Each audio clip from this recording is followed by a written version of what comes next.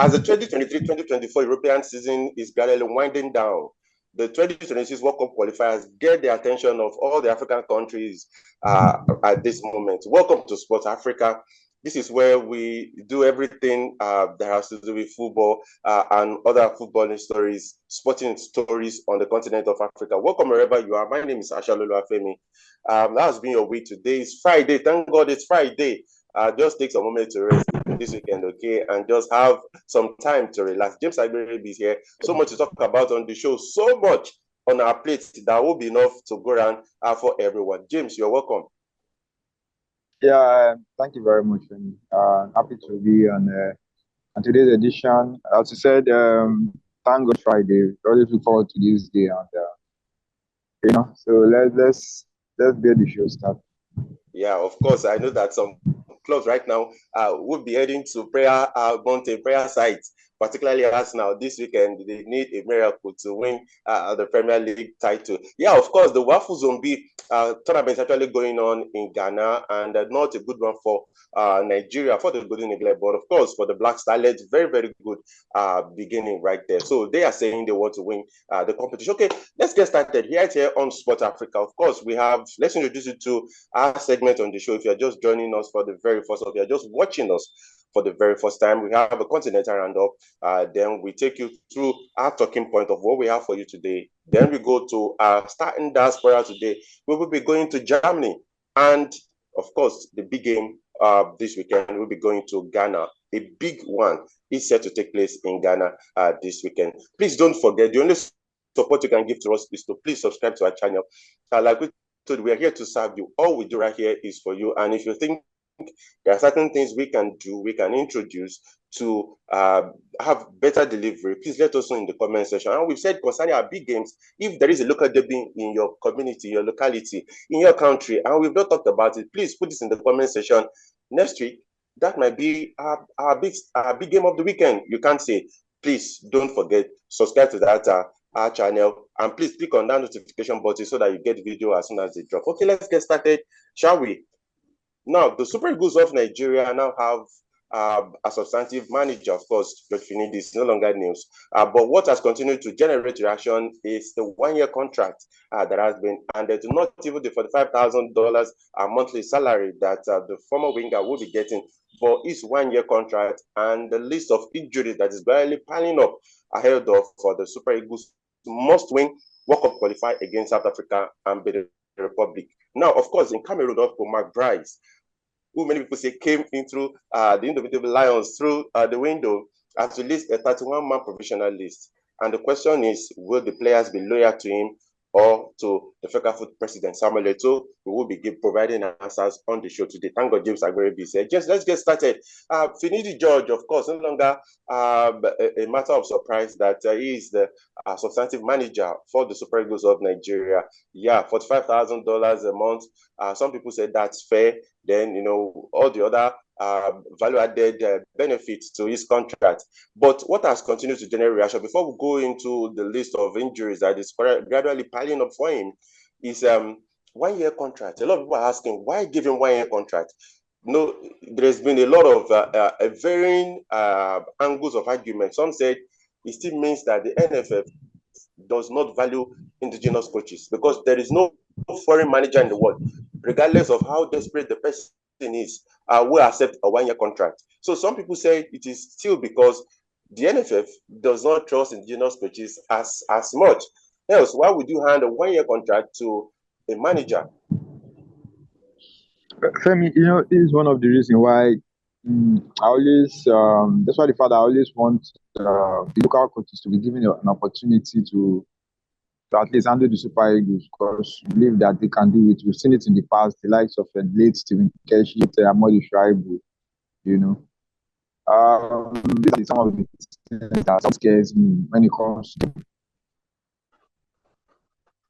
you decide to go for a local, the way you're going to treat the foreign coach. I mean, after all the ceremonies and everything, where you handed him a one-year contract, which means, just like what you said, you trust him free. It's like they want to use this qualifiers. World Cup qualifiers and the AFCON qualifiers to just kind of do a kind of a test run. So in case anything just goes wrong, they will just allow him to proceed. So I mean, so he just got to show the kind of seriousness that's always been with the NFF. I mean, if you are not sure of appointing local coach, if you are not confident in it, why not just go straight and employ a foreign coach and save all these side attractions, of the pitches. For now, this has raised a lot of discussions. That why not give it for you to settle for the opportunity of being an interim coach, and I feel he did. And for you to now come out and say that they don't really have that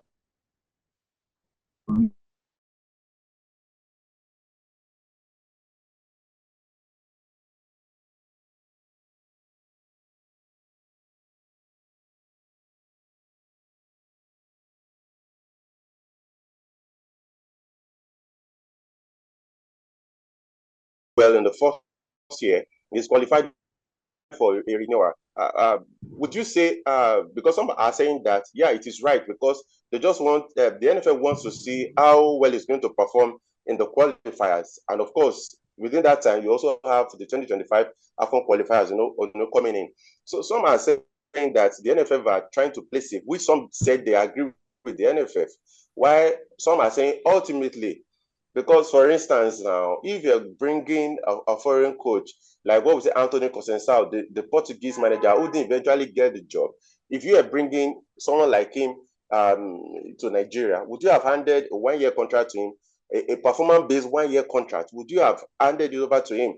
So, what do you think with those two schools of thought, where some said it is a performance-based one, so it is justified? They want to see if he will qualify for Nigeria for the World Cup, while some are saying, regardless, so even if he doesn't qualify Nigeria for the World Cup, you still fire him anyway. So why give him the job if you do not trust him in the first place? So we're still saying the same thing. It's still the issue of trust. I don't be surprised that even in the NFF, a lot of them might be divided. About Finidi George. I think when Peseru came, I mean, what was his national team record? Experience. Yeah, I don't think he did. Apart from Super Eagles, I don't think he did very well with any other national team that he handled. And I don't want to believe he wasn't given a 1 year contract. If that's what you want to base the argument on, which means they did Finidi wrong, because I mean he was part of the Super Eagles team at the last AFCON, and so for me, it still boils down to trust. They are not sure about him. It's as if they just dance to the tune of the Nigerians that we want a local coach. Based on what we saw with Peseru, they say, okay, let's give him but you have Amuneke there. But there's Emmanuel Amuneke. If Nigerians are clamoring for a local coach and you want to go for one, if you want to talk about experience and qualification, Amuneke is better than Finidi. So perhaps they will say the reason why appointed Finidi was because 20 months he was assistant to Pesero, so he knows the team very well. And bearing in mind that there is no time because they lost 2 months looking for a coach, so they can give those arguments. But if you're talking about going with what Nigerians said, I think Amuneke, in my opinion, I think Amuneke will have been the best option. I don't think it's every Nigerian that backed the appointment of Amuneke, because even if you check, at the edge Finidi had over him was Finidi has been part of the team, was assistant to Pesero. So I think they're just looking at continuity, So that's why I feel was valued, So there's no even guarantee, but people are just clamoring for Amuneke. They're going to do very well. What was his record? I think in the end of it, they are looking at continuity. That was why Finidi got the nod. Amuneke fine. He has done well for himself. Qualified Tanzania for the AFCON. I think he was part of a Zambian. Is it Zanaco? one of the Zambian club side, and he was also in Egypt, if I'm not mistaken. But Yeah. maybe they felt that was not enough to hand him because if you appoint somebody like a Mondaay case, like starting all over again, so they don't want, and because of the closeness of the World Cup qualifiers, I think they're just looking at continuity. And that's like what you said. They are trying to play safe. They're trying to play safe with Finidi George. They don't want to put all their hopes in him, and that's why you see I think in some quarter they said they handpicked his assistant, and that's Daniel Amokachi for him. You know, so like I said, let's just hope that now that that's part of the Super Eagles has been settled, the coaching, the head coach issue has been solved. Next thing now is to how we're going to present a formidable team against South Africa, because we all know that the opening two games are not palatable. They are drawing with Lesotho and Zimbabwe. I mean, no disrespect to them, but I mean that was not the kind of result Nigerians were expecting. So we want the coach to hit the ground running. He had the opportunity of playing two friendly games. At least we've seen what he can do. So let's just hope that we gained on it. Some of the mistake that was noted in those games, we'll be able to rectify it, because Nigeria cannot afford not to go to this World Cup. So because anything other than positive results in these two games, let me pressure will start to set in. A lot of people will come out and the daggers will be drawn and problem will start. Nigerians, Yeah, yeah, so yeah. that's just the issue. Yeah. Yeah. You said that. Well, of course, let's talk about South Africa. Bugo Bruce has released his provisional list for that game. So, June 7th, there is a charge official that has been appointed by CAF to take charge of that game. James, let's talk about Finidi. It's not actually looking good for him before even get to manage his first game. Team is currently doubt. Chukwueze will be, who has been, he has in his career at Milan, he will be missing the remaining Serie A games for next week.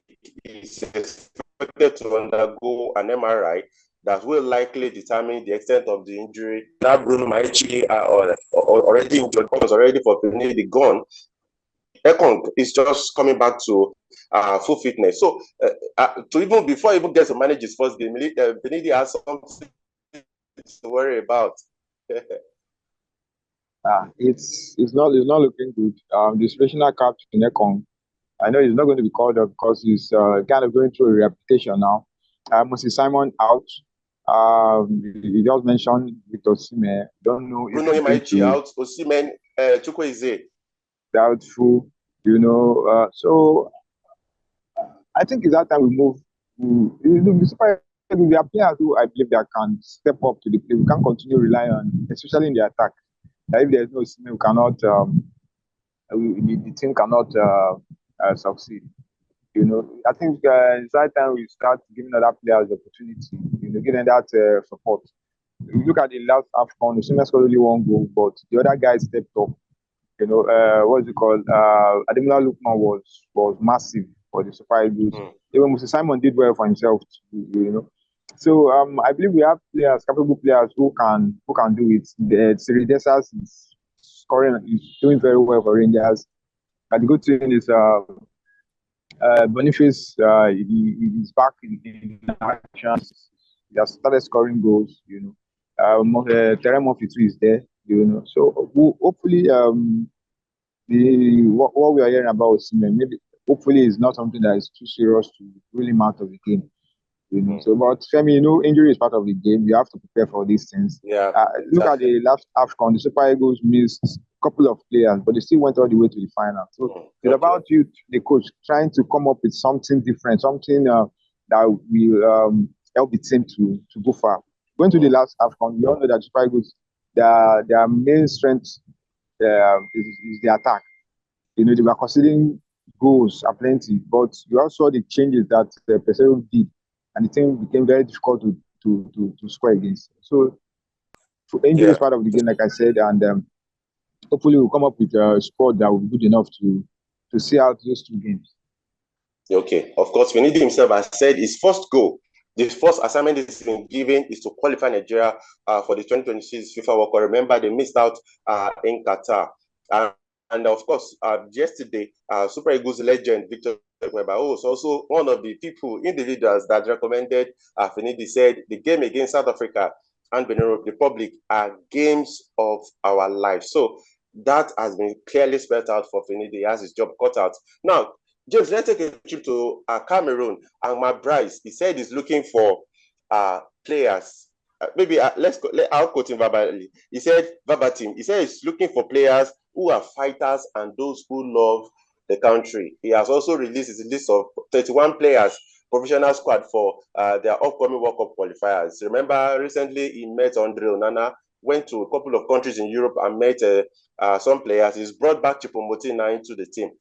James, at this point, do you think the loyalty of a Cameroon player, some of whom were convinced to play for Cameroon by Samuel Eto'o, do you think their loyalty at this point will lie with McBride or Samuel Eto'o? Because, of course, they will be abreast with what is happening back in their country between Cameroon, McBride, between Eto'o, I should say, McBride, and, of course, the government led by Paul Biya. For me, as it is now, I think the players they should know that Eto'o has boss people that he reports to, and if it's these people that are in charge of the appointment of the coach. And who is the boss? Yes, exactly. So they just have to go in there, play their game, and so it is not like a club side where you see maybe players kind of gang up so that the coach will be sacked. So this one, we all know that Eto'o has no hands in the appointment of the new coach. But I mean, he has been appointed and he has gone to see some of the players. So they just have to put aside all the off-pitch incidents and focus on the World Cup qualifiers. So that's very, very important now. They also what they did at the last half, they didn't do well. That's why the fact that they got out to the group stage, they crashed on the round of 16. So that was a very, very poor performance by the Indomitable Lions standard. So for me, whatever happens before the appointment, that's everything has been put aside. The most important thing now is the World Cup qualifier. The coach is already there. You don't expect them to start looking for a coach now. He has been appointed. Whether the checker foot officials don't recognize him, that was another story entirely. The man has been appointed. You just have to work with him, and hopefully everything sorts itself out because you cannot keep fighting, something that that at the end of the day you're not going to get anything out of it. There's no point, So he has started his work. Just like what he said, he has been going about meeting the players, and so that's their new boss. So they just have to, work with him. Whether the faculty officials, whether they like it or not. I mean, he has been appointed, and let's see how things pans out from there. Of course, we will know on the field of play whether the players are loyal to McBride or Samuel Eto'o. They have Cape Verde and Angola to contend with next month when the 2022 World Cup qualifiers get underway. James, let's talk about the 2025 African Women Cup of Nations. It's still looking like it is not going to actually take place because the Israelis have been saying that she is praying and hoping that it is going to go ahead as originally planned by the Confederation of African Football. We heard that CAF is a bit cash-strapped, so that is why the competition might not likely take place this year. This year. Yeah, I'll take a quote from a Israelis. Remember, recently he won very big at the COSAFA Awards. He said, we keep hoping and praying that it will not be cancelled like in 2020 because it will take us a couple of years backward. In 2022, we went to the AFCON and won. And in 2024, we look forward to another WAFCON. We just hope it does not happen again prior to the World Cup qualifiers because we are bringing new players and it's a different competition. Now, we also, early this morning, news tweeted in that FIFA has announced that Brazil will be hosting the 2027 FIFA Women's World Cup. So that is what she's just trying to say. No, she's looking at the perspective that for the Bayana, they missed out at the Olympics. So the pain is still lingering. And if the WAFCON would not take place this year. That is going to take them instead, but because the lady wouldn't have any motivation to actually play for. Well, these things happen, and it's so beat up about the whole just because they missed out on the Olympic qualifiers. I know that generated a lot of criticisms, and in South Africa, but I mean, we've seen cases where the AFCON was had to be shifted. Yeah, that the main AFCON that had to be shifted because of issues that came up. So if it happens that the WAFCON will be shifted too, I mean, I don't think it should cause any issue. That's if But James, sorry, in competitions like this, international competitions like this are shifted based on very severe circumstances. Should we be blaming her at this point for airing out she feels as a coach rather than blame the organizers, Confederation of African Football, who come to magnitude? Why can't you plan financially, plan however you want to do it? Plan. Some are even saying that if you go online, some Africans are saying CAF made almost like a record revenue at the 2020 23 AFCON. So why are they planning to shift this competition? Is it because it is for the women? Well, like I said, Femi, shifting the AFCON is not a new thing. Like I said, the men to their own what's it called tournament to change shifts. So it's a possibility that the WAFCON might be pushed forward. CAF, sometimes they just come up with some decisions that you will be shocked. Remember, the AFCON was changed from I think odd number to even number. They just we now had back-to-back AFCONs. So they can just come up with all kinds, and I won't be surprised if they did the same thing to WAFCON. If they're saying, just like what you said, if they're saying they are cash traps, you're willing to imagine, like, they always come up with this excuse of being cash trap, or I don't know, is it that the host, because I know Cameroon, Morocco will be the host. Morocco are ready. Morocco are always ready. So what's the problem? So let's pray that the competition goes ahead, because you want to see the best of African women's football. Teams are coming up, like Zambia, the likes of Morocco, the Bayana. They are looking forward to defending their title. Super Falcons always there, So for me, it's let's keep our fingers crossed. Hopefully, the tournament will still hold. Like I said, she should relax. Not allow it to affect because the way she is sounding nice, I feel she just wants to go to the WAFCON and just win it, and so that she can heal from the failure of qualifying for the Olympics. Yeah. Okay. Of course, Bayana, they will play in Senegal in an international friendly in the coming days. Of course, I know that athletes just want to go to the WAFCON and compensate South Africans for missing out on the Olympics ticket. James, before we leave the talking point, let's talk about the CAF Champions League and the CAF Confederations Cup finals. Of course, this weekend, the CAF Champions League finals, the first leg will be taking place between Esperance and Al Ahly. Now, James, Esperance, they are close to wrapping up the title in Tunisia, but for Al Ahly in Egypt, it is the opposite, almost the opposite. And Al Ahly have to win the CAF Champions League in order to be able to play in the competition next season to defend it. But again, if you look at it, history actually favors Al Ahly. They've gone 18 matches unbeaten in the competition. The last time they lost was March 2023, I should say. What did I say? 2025? 2023, March 2023 was the last time they lost. When they lost to Mamelodi Sundowns 5-2 in a group game, they are chasing the record 12 titles. So history favors them, and they are aware that if they do not win this competition, they will not play on the continent. And if Al Ahly do not play on the continent, James, it is a capital crime. Well, that's the more reason why Esperance should be wary of them, because it seems that they are so focused. They know that the league has been won a lot, so every effort, every focus is on the CAF Champions League. So they will give it their all. And one thing about Al Ali, whether they are gunning for the title, their league title and Champions League, or whether they are just gunning for it, they are always, they can deliver.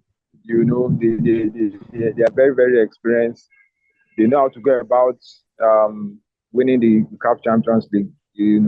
So they will go into the final as favorites. I'm telling you.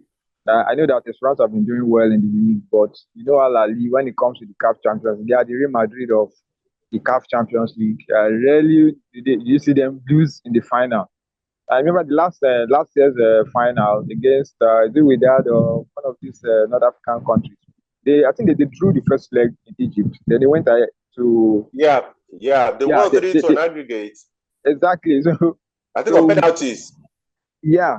So that's one thing about them. No matter the situation they find themselves, once they get to the final of the CAF Champions League, you can bet anything on them that they will triumph. So against Esperance, like I said, they are going into that game as favorites. Esperance are doing well in their league, but this is the CAF Champions League final, and Al Ahly, once they get to this stage, you know that it takes something extraordinary to stop them from winning the competition.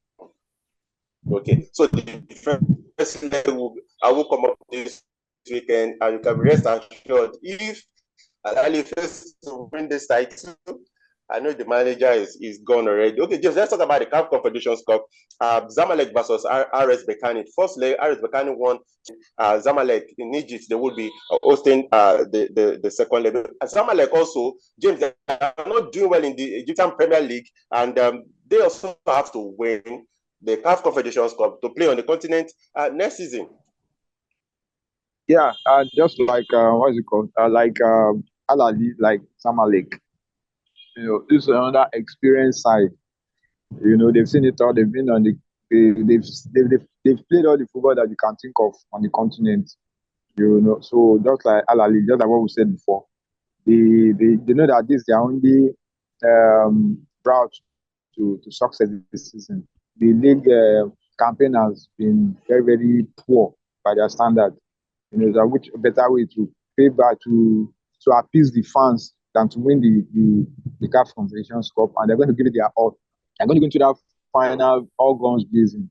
And I'm not ruling them out. Coming out tops. This is a very experienced team, and playing in the final is nothing new to them. They've done it all. So I will be tipping them to imagine. It's going to be very, very feisty. It's going to be very tough. But you know that teams like Al Ahly, teams like Zamalek, when it gets to this stage, I mean, you just have to be extra, extra, extra good to overcome them. All right. Okay. Well said. So, some people have tipped Al Ahly to win the CAF Champions League and Zamalek to win the CAF Confederations Cup. We'll see how all those pan out this weekend. Let's go on this break. When we return, we'll be talking about our star in the diaspora. Today, I told you we'll be going to Germany. We'll also be taking a short trip to France to talk about what is happening right there about an African women player who is also on our star in the diaspora list today. We'll be back. Please stay with us.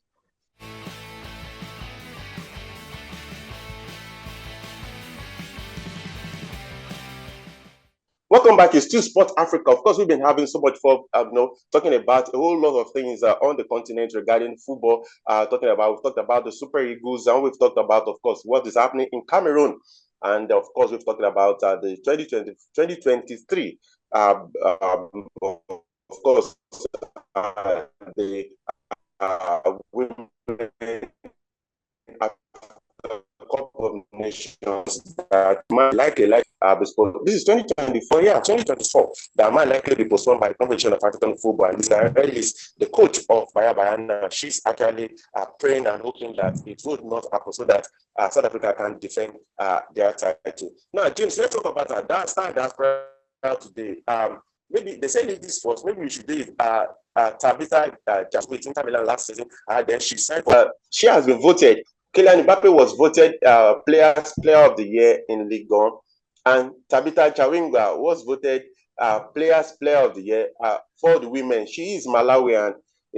She's not popular like the Barbara Banda, and Rachel Kundanaji or the rest of them, but she is doing great things. right there in France. Yeah, good one for her. It goes to show that aside from the assistant to Shala and the rest, we have quality players from other African countries, and the good thing that they are doing well outside the shores of Africa. So congratulations to her.